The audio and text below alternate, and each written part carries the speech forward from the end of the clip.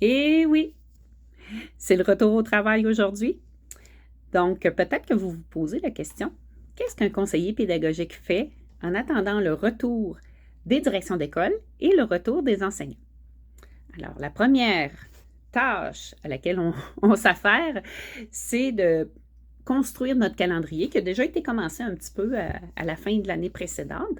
Donc, on va aller placer toutes nos rencontres d'équipe collaboratives, on va aller placer les formations sur les journées pédagogiques. Il faut tenir compte, bien sûr, des différentes journées pédagogiques. Donc, on a des journées pédagogiques qui sont dédiées, que ce sont les enseignants qui choisissent le contenu, d'autres journées pédagogiques où est-ce que on est disponible pour eux. Donc, en plaçant toutes ces activités-là, après ça, ça nous permet d'avoir de l'espace pour dire à quel moment je vais intervenir de façon spontanée auprès des différentes demandes que je vais recevoir par la suite pendant l'année. Donc, c'est un peu comme si je vous parlais de la métaphore des grosses roches. Donc, on place vraiment nos priorités en premier dans notre calendrier, nos moyennes roches, puis nos petites roches après. Donc, on est capable de voir après ça qu'est-ce qui nous reste comme temps pour pouvoir intervenir. Autre chose, c'est sûr que cette planification annuelle-là, ça va demander de la préparation. Donc, qu'est-ce qu'on fait du mois d'août jusqu'à la rentrée, du début août jusqu'à la rentrée des autres membres du personnel? Bien, on va aller faire de la lecture beaucoup. On va se documenter sur ce qui s'en vient.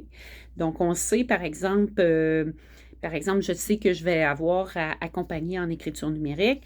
Donc, je vais lire sur l'écriture numérique, je vais aller faire des tests aussi, donc sur ce qu'on s'était laissé à la fin de l'année pour être capable de répondre aux questions puis d'avoir une longueur d'avance. Parce que ça aussi, ça fait partie du travail, de la responsabilité du conseil pédagogique, c'est d'avoir une longueur d'avance pour pouvoir répondre aux questions.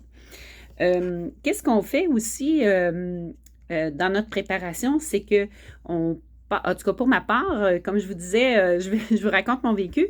Donc, je mets beaucoup de temps sur la construction de statistiques. Donc, je vais travailler sur les données primaires, à savoir quel est le taux de réussite des élèves aux différents examens. Et je vais pousser un petit peu plus loin, par exemple, en écriture, je vais aller voir où sont nos difficultés au critère 5 et à quelle ampleur sont ces difficultés. Je vais construire beaucoup de statistiques aussi pour quand les directions et les enseignants vont venir, je vais être capable de communiquer le portrait, la photo qu'on a eue de nos élèves de l'an passé.